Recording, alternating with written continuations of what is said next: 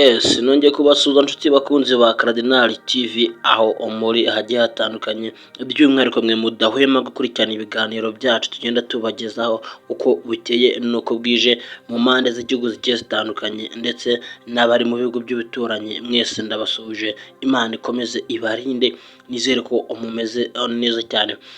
Amakuru agezweho rero muri aka kanya arimo kuvugwa ku mbuga nkoranyambaga zitandukanye, ni inkuru iri gukomezwa kugarukaho n'ibitangazamakuru bigiye bitandukanye. Nta wundi n'uyu mugabo bita Kanyabugande Olivier wamamaye mu mafilime agiye atandukanye nka Nyagiso ugejejwe imageragere. Iyi ni breaking news igezweho muri aya masaha irimo kuvugisha ibitangazamakuru bigiye bitandukanye.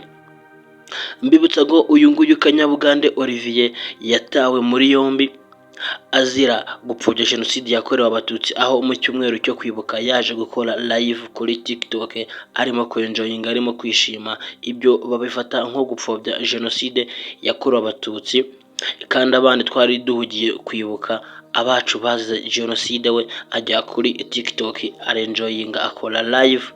Ibyo babifata nko gupfobya jenoside yakorewe abatutsi. Uyu mugabo rero yaje kuba yasaba imbabazi, yandika ibaruwa asaba imbabazi abanyarwanda ndetse n'abakunzi be n'abafana be bamukurikirana ku nkoranyambaga zigiye zitandukanye. Ariko ibyo byose byaje iby'ubusa, dore ko bwakeye bagahita bamuta muri yombi agashyikirizwa urwego rw'ubugenzacyaha RIB kugira ngo bumukorere idosiye. Kera kabaye rero Nyagiso arongeye asubiye imageragere nyuma y'uko mu myaka 2 ishize naho yigeze kuba yafungwa azira gusinda cyangwa se azira kurwana, agakubita icupa abagenzi be bari barimo gusangira mu kabari.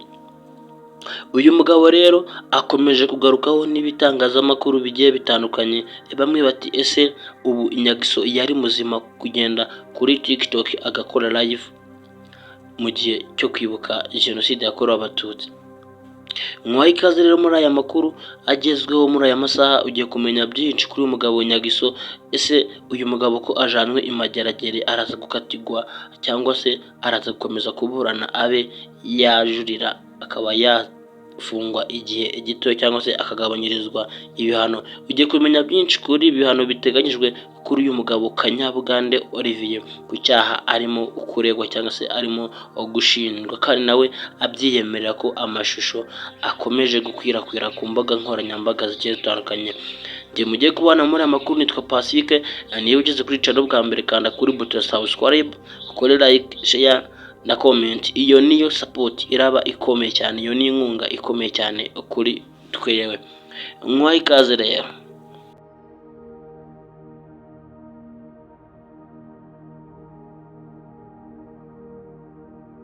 Yes, banyarwandakazi, reka twigarukire kuri iyi nkuru yacu ikomeje kuba yavugisha abantu bagiye batandukanye ku mbuga nkoranyambaga zigiye zitandukanye. So guys, uyu mugabo rero Kanyabugande Olivier umaje kuba yagezwa imageragere kuri aya masaha y'igicamunsi, arimo kuba yasaba imbabazi cyane mu buryo bukomeye cyane ku bantu bagiye bamukurikirana cyangwa se bamukurikirana aho bamujyanaga hariya imageragere akimara kugerayo, aho amafoto yatangiye gucicikana ku mbuga nkoranyambaga. Uyu nguyu Kanyabugande Olivier yambaye imyenda y'imfungwa arimo gusaba imbabazi cyane, ari bavuga ko atazongera. Bamwe bati nagumiye cyangwa se nibamujyane agororerwe, yigishe indangagaciro z'abanyarwanda, areke kuza apfobya jenoside yakorewe abatutsi nk'umunyarwanda. Ati nta munyarwanda ukwiye gupfobya jenoside kuko azi amateka y'iki gihugu cyacu, azi amateka igihugu cyacu cyagiye kinyuramo. Gute umuntu usitari nkuriya ukurikiranwa n'abantu benshi cyane ku mbuga ze nkoranyambaga zigiye zitandukanye akora amakosa nk'ariya? Mbibutsa ko Kanyabugande Olivier yakoze live kuri TikTok, yari akurikiranywe n'abantu benshi cyane ku buryo ibi byo byaje kuba byateza urujijo bikanavugisha abantu benshi bagiye batandukanye. Gusa mbabwira ko mu mafoto arimo gukwirakwiza ku mbuga nkoranyambaga cyangwa se arimo kugaragara ku bitangazamakuru bigiye bitandukanye, biri kugaragaza uyu nguyu Kanyabugande Olivier wapfobeje jenoside, ndetse n'undi mukobwa nawe waje kuba yakandika kuri stati amagambo atari meza nayo yo gupfobya jenoside yakorewe abatutsi. bose babajyaniye kimwe imageragere, hariya barimo kwinjira bambaye imyenda y'imfungwa cyangwa se imyenda y'abafunzwe irimo kubagaragaza.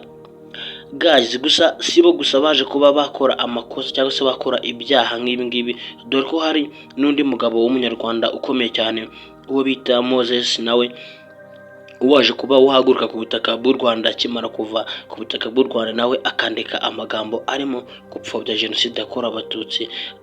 Hari ibintu byaje kuba byavugishe nawe abantu benshi cyane. Gusa uriya mugabo we nawe Moses nawe yaje kuba yagarukaho n'ibitangazamakuru bigiye bitandukanye. Abantu benshi bakomeje kumugarukaho, by'umwihariko abanyarwanda bagiye batandukanye, bavuga ko nawe yaba yarakoze amakosa cyangwa se yarakoze icyaha kiremereye cyane nk'umunyarwanda. Ngaye nguko rero amakuru arimo kuvugwa muri aya masaha, arimo kuvuga kuri uyu mugabo Kanyabugande Olivier, umukinnyi wa filime ukomeye cyane hano iwacu Rwanda, umunyarwenya ukomeye cyane ukunzwe n'abatari bakeya, arimo imageragere. Hariya niho agiye kuba yagororerwa kugira ngo agaruke afite indangagaciro. Mbibutsa ko mu mwaka cyangwa se mu myaka ishize naho avuyeyo nanone azira kunywa mu kabari, akaba yateza umutekano muke, akaba yakubita bagenzi be amacupa. Icyo ni icyaha mu mwaka ishize yari arimo gukurikiranwaho, none arongeye asubirayo. Gusa abasitari bati Nyagiso turakwihanganishije. Ayo ni amagambo y'abasitari bagiye batandukanye arimo gukwirakwira ku mbuga nkoranyambaga zigiye zitandukanye. Yes, reka mbashimire rero mwe twabanye muri iki kiganiro cyangwa se muri aya makuru yari agezweho kuri aya masaha, arimo kuvugwa mu bitangazamakuru birimo kwandika, yaba ibivuga cyangwa se ibitangaza. Iyi ni inkuru iri gukomeza kugarukwaho isaha ku isaha, umunota ku munota. Nta yindi nkuru irimo kwandikwa ku bitangazamakuru bigiye bitandukanye usibye uyu musore wajyanwe imageragere. Ndabashimiye cyane rero, njye mwari muri aya makuru. Nitwa Pacifique. Niba utarakanda kuri subscribe, iki nicyo gihe ukande kuri subscribe, ukoreshe ya comment kugira ngo ujye ubona amakuru agezweho, breaking news ujye uzibona mu wa mbere. Iyi ni channel, ni Cardinal TV, niyo ibagezaho amakuru abagezweho hano iwacu Rwanda ndetse no hanze y'u Rwanda. Ndabashimiye cyane, mukomeze kugira byiza, Imana ibarinde, ndabakunda cyane. Ciao ciao.